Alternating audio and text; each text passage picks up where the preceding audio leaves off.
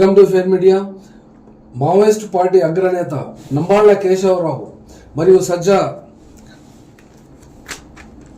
నాగేశ్వరరావుల మృతదేహాలను అప్పగించడంలో 21వ తేదీ నుండి ఇప్పటి వరకు జరుగుతున్న జాప్యం ఫలితంగా బంధుమిత్రుల సంఘము ఆంధ్రప్రదేశ్ హైకోర్టును ఆశ్రయించిన మీదట ఏమీ చెప్పింది అంటే అక్కడ హైకోర్టు పరిధి ఛత్తీస్గఢ్కు వర్తించదు. కాకపోతే ఛత్తీస్గఢ్ ప్రభుత్వము తరఫున కోర్టులో ఉన్నటువంటి వ్యక్తి బాడీస్ని తీసుకోవచ్చు అని చెప్పిన మీదట అక్కడ ఆంధ్రప్రదేశ్ హైకోర్టు ఒక నిర్దిష్టమైనటువంటి ఆర్డర్ ఇవ్వలేకపోయింది అనే విషయాన్ని ఇక్కడ గుర్తుపెట్టుకోవాల్సి వస్తున్నది. ఒకటి, ఈ యొక్క ఎన్కౌంటర్ 30 మంది 35 మంది రోజుకు వంతుల వారీగా 5, 10, 15 అట్లా చేస్తున్నటువంటి ఆపరేషన్ కగార్ కింద చంపి వేస్తున్నటువంటి మృతదేహాలను అప్పగించడంలో ఏ రకమైనటువంటి నీతి ఉన్నది ఈ యొక్క భారతీయ జనతా పార్టీకి అని ఖచ్చితంగానే అడగవలసినటువంటి దుస్థితికి అవి నెట్టబడ్డాయి. ఎందుకనంటే ఛత్తీస్గఢ్ ప్రభుత్వము కూడా బీజేపీ ప్రభుత్వమే, ఇటు ఆంధ్రప్రదేశ్లో ఉన్నటువంటి ప్రభుత్వము కూడా నారా చంద్రబాబు నాయుడు ముఖ్యమంత్రి అయినప్పటికీ కూడా బీజేపీ అందులో భాగమే, భాగస్వామ్యమే. ఈ పావలా పరక కూడా అందులో రెచ్చిపోయి మాట్లాడడం మావోయిస్టు పార్టీ మీద, ఆ యొక్క పవనాలకు, ఆ యొక్క కిరణాలకు, వాళ్లకు కూడా అది ఒక జోకరే తప్ప వేరే విషయం అయితే కాదు. కానీ ఇక్కడ చెప్పుకోవలసినటువంటి అంశం మరొకటి ఉన్నది. ఈ సంస్కృతి మావోయిస్టు పార్టీల యొక్క మృతదేహాలను అక్కడ పెట్టి నృత్యము చేయడము, భద్రతా దళాలు, అది ఏ హిందూ మతమా లేకుంటే అది ఏ మతానికి, ఏ దేశానికి సంబంధించినటువంటి సంస్కృతిని ఈ యొక్క భారతీయ జనతా పార్టీ భారతదేశంలో పెంచి పోషిస్తున్నది అనేది కూడా ఒక రకమైనటువంటి కరుడు కట్టిన హిందూ మతోన్మాదులకు కూడా ఇది ఒక అవమానకరంగానే భావించడం జరుగుతున్నది. సర్వవ్యాప్తంగా, దేశవ్యాప్తంగా సోషల్ మీడియా, ఇప్పుడు ఉన్నటువంటి నేషనల్ మీడియా కూడా తప్పనిసరి పరిస్థితులలో మావోయిస్టు మృతదేహాల పట్ల మరియు మావోయిస్టు పార్టీ పట్ల కేంద్ర ప్రభుత్వము ఆపరేషన్ కగార్తో అనుసరిస్తున్నటువంటి వైఖరిని కూడా తప్పు పట్టేటువంటి దుస్థితి ఇక్కడ వచ్చింది అని చెప్పడానికి కూడా ఇక్కడ సందేహం వచ్చుచున్నది వాళ్లకు.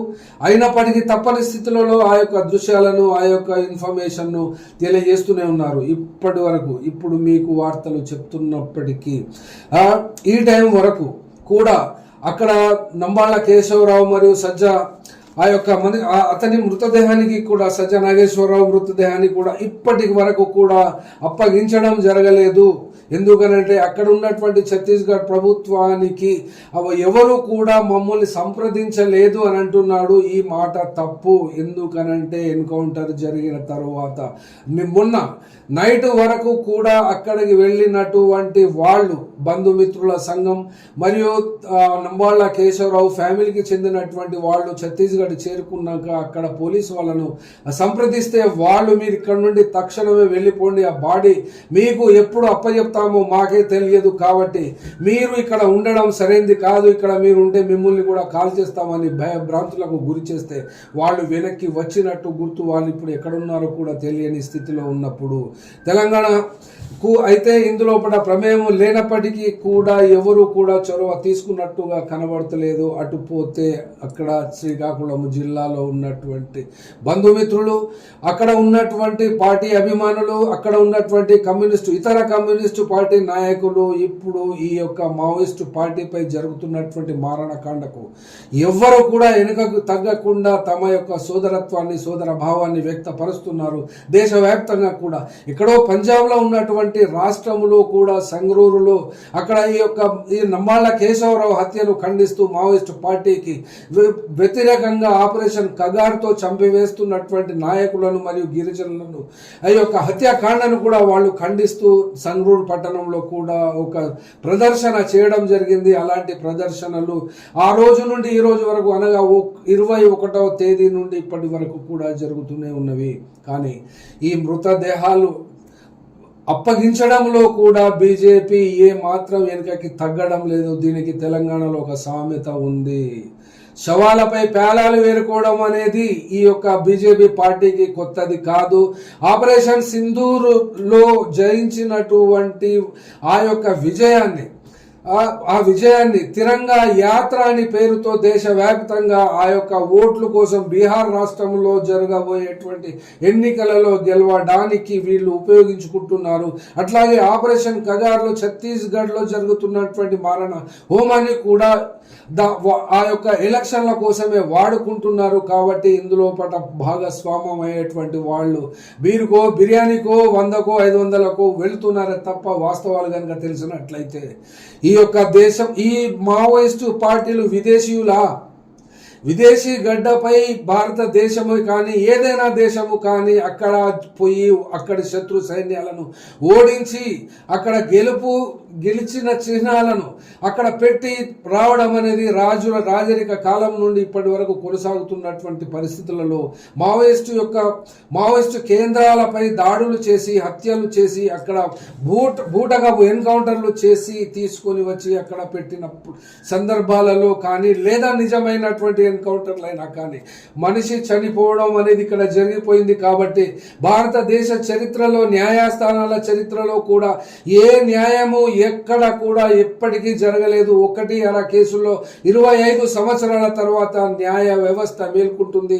21 సంవత్సరాల న్యాయ వ్యవస్థ పోరాటంలో నిలబడేది ఎవరు, ఉండేది ఎవరు, ఏ రకమైనటువంటి తీర్పులు వస్తాయి అంటే ఈ యొక్క నమ్మకము ఎంత మందికి ఉన్నది అనేది ఇప్పటి వరకు న్యాయ విచారణ జరపడం అనే డిమాండ్ కానీ సిట్టింగ్ జడ్జితో కానీ ఇవన్నీ కూడా ఇప్పటి వరకు భారతదేశ వ్యాప్తంగా ఎక్కడ ఎన్కౌంటర్లు జరిగినా కూడా అవి బూటకం అనే తేలినాయి. కానీ గత 40 సంవత్సరాల నుండి కొనసాగుతున్నటువంటి ఈ యొక్క మారణకాండపై సిట్టింగ్ జడ్జిలతో విచారణ చేయించాలి, లేకుంటే న్యాయ విచారణ కోరడం అనేది భారతదేశంలో ఖచ్చితంగా ఇది ఫెయిల్డ్ నినాదమే.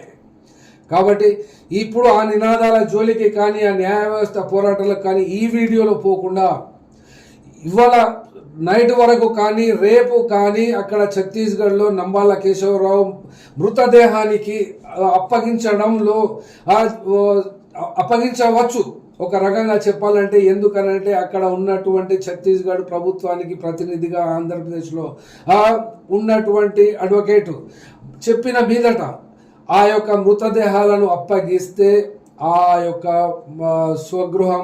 స్వగ్రామమైనటువంటి నంబాల కేశవరావు అంత్యక్రియలు జరగవచ్చు అనేటువంటి వార్తలు వస్తున్న నేపథ్యంలో ఎల్లుండి జరిగే అవకాశం ఉన్నది అని కూడా మేము భావిస్తున్నాము. Thank you. फेयर मीडिया में आपका स्वागत है.